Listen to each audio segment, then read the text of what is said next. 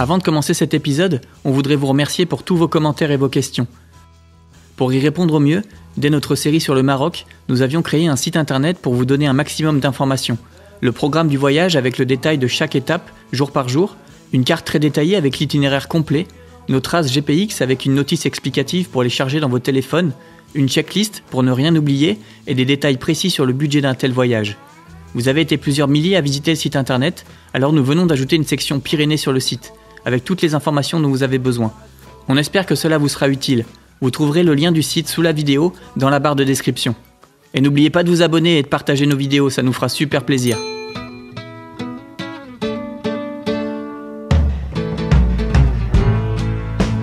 Dans le premier épisode, on vous a quitté sur une crevaison, otage d'un orage de grêle. Puis la glace a doucement laissé place à la pluie, nous permettant de remonter la roue sans risquer un chaos. Autant vous dire qu'on était détrempés. Alors soit on trouve un camping et on peut faire une croix sur des vêtements secs, soit on trouve un petit hôtel et on fait sécher tout ça. On décide donc de quitter notre itinéraire et de se diriger vers la ville d'Olo pour trouver un hôtel.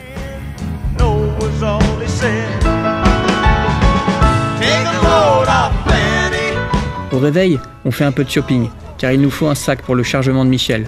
On trouve ça facilement dans un bazar chinois, une sorte de boutique AliExpress quoi. Vous allez nous dire qu'on apprend de nos erreurs ? Pas faux. On a aussi cherché une chambre à air pour remplacer celle d'hier. Mais tous les magasins de moto d'Olo ont posé leurs vacances en même temps. Logique. Et puisqu'on est de grands sportifs, on fait une petite marche jusqu'au volcan Mont Sacopa. Le volcan n'est pas très haut, nous sommes seulement à 94 mètres d'altitude.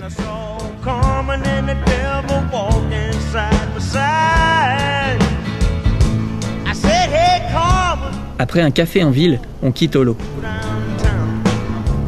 On reprend vite de la hauteur sur des pistes très roulantes. On croise même des voitures citadines parfois. C'est dire que la piste n'est pas très difficile. On est venu chercher plus de difficultés, mais on n'arrive pas à se plaindre non plus, car les paysages sont splendides.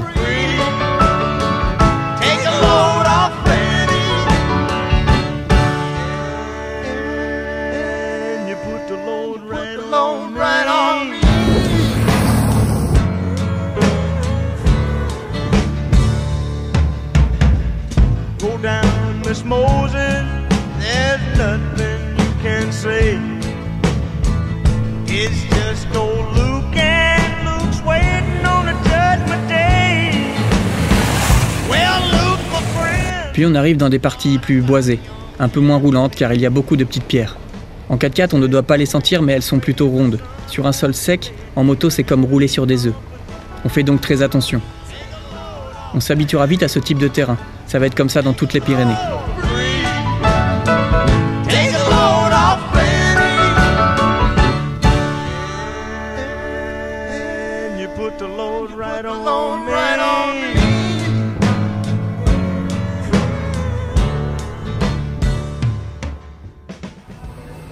Pour être le moins chargé possible, on fait les courses midi et soir. Au Maroc, on allait dans des petits restos locaux, mais pour ce voyage, on cuisine. On se fait des petites salades ou des sandwichs et on trouve un endroit calme pour se reposer.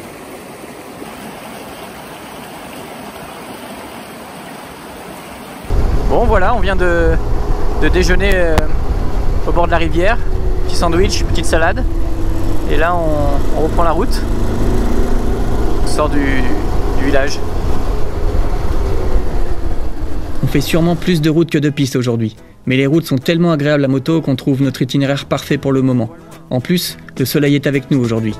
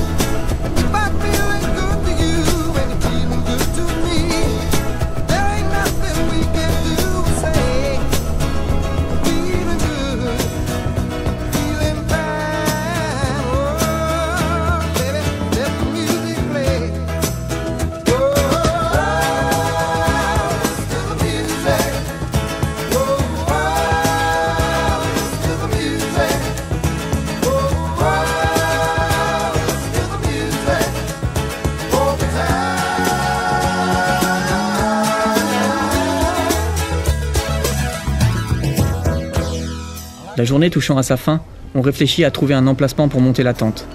On a encore un peu de temps avant la nuit, mais on sent derrière nous un épais nuage arriver.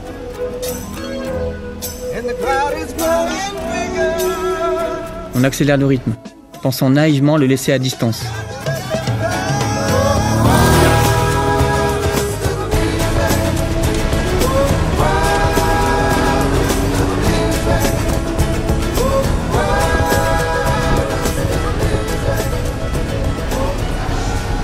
Dix minutes plus tard, les premières gouttes tombent sur nos casques. Et très rapidement, on se retrouve sous l'eau, au cœur de l'orage. On se dit que si on roule encore longtemps comme ça, on va finir trempé. Et on n'a pas envie de reprendre un hôtel pour sécher les affaires ce soir.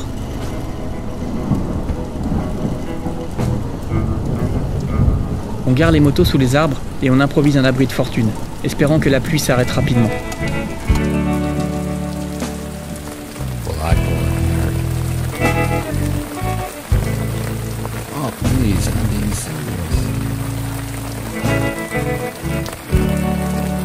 What do you call love? Well, I don't call it family, and I don't call it lust. As we all... On va attendre plus d'1 heure, mais on s'est bien débrouillé, on n'est pas trop mouillé.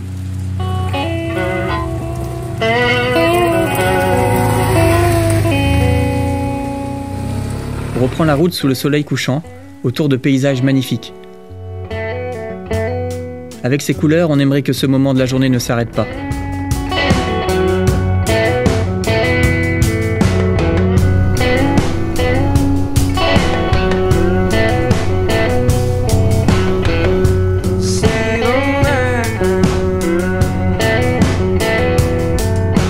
On trouve un camping et on s'installe rapidement. On se prépare une nouvelle salade avant de passer une bonne nuit et repartir de plus belle le lendemain.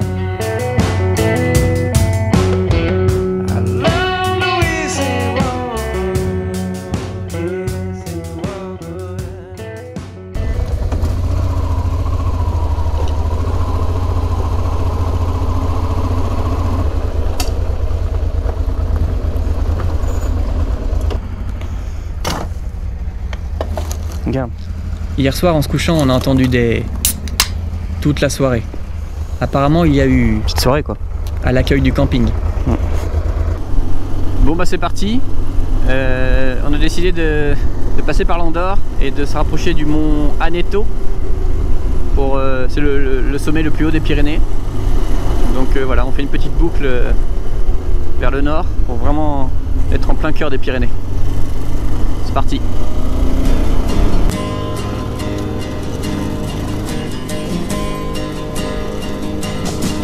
On emprunte très rapidement une piste. Un grand plaisir à nouveau. On vient de faire presque 40 km de piste ce matin. Après on a pris un petit déjeuner. On a mangé une croissantine, un mélange de croissant et de chocolatine. Et là on est direction l'Andorre. Ça c'est la frontière de l'Andorre. Ils fouillent toutes les voitures.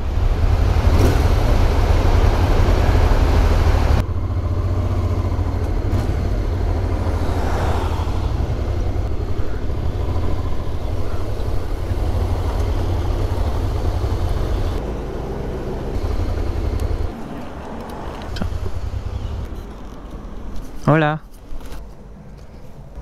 Gracias. Adiós. You're haunting my night, every night. You're haunting my night. I work if I have to, work if I have to. You're haunting my night, every night. You're haunting my night. And I work if I have to. À Andorre, on s'est même payé le luxe de prendre un sandwich dans un resto d'altitude. It's about you.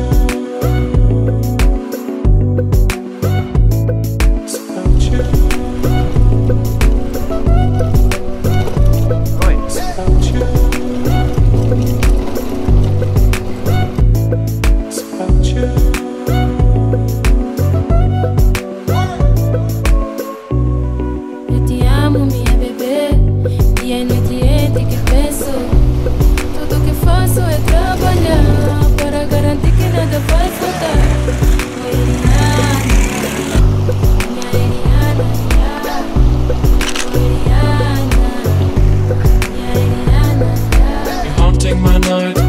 every night, you're haunting my night. Haunting my night. I work if I have to, work if I have to. I work if I have to. You're haunting my night, every night, you're haunting my night. Haunting my night. And I work if I have to, work if I have to. Osman, il dit quoi? Haunting my night.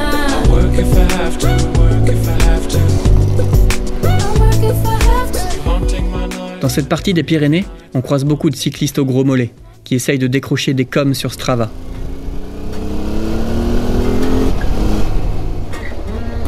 Ah ouais, il y a plein de petits poulains. Bonjour.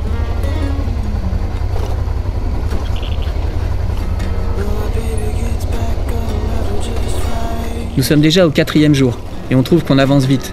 Les kilomètres s'enchaînent facilement, sans fatigue, juste le plaisir de rouler encore et encore. À ce rythme, on sera à la maison très bientôt. Alors aujourd'hui, on prend le temps de faire de plus longues pauses. On observe la montagne et sa vie pastorale. On dirait qu'ici, il y a toujours quelque chose à regarder, comme ce berger avec son chien.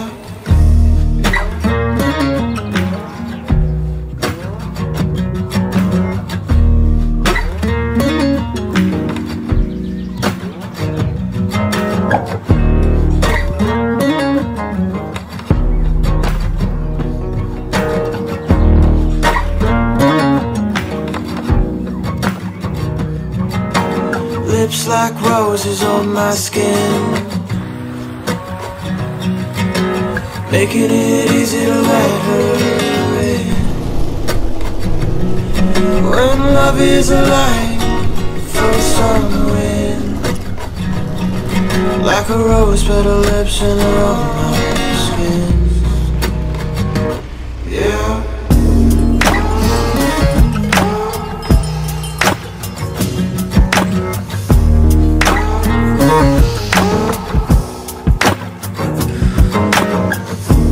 Nous avons parcouru plus de 200 km aujourd'hui. C'est donc une bonne journée. Et cette fois, pas de panne et pas de pluie. Depuis notre départ, nous n'avons pas fait de bivouac sauvage. Ce soir, nous avons trouvé un emplacement sympa près d'un ruisseau. L'occasion de faire un feu de camp pour espérer garder un peu de chaleur pendant la nuit. Nous sommes à 1500 mètres d'altitude et la température doit descendre à 10 degrés cette nuit. Est-ce que nos sacs de couchage d'été vont réussir à nous tenir chaud? Réponse dans le prochain épisode. Quel suspense!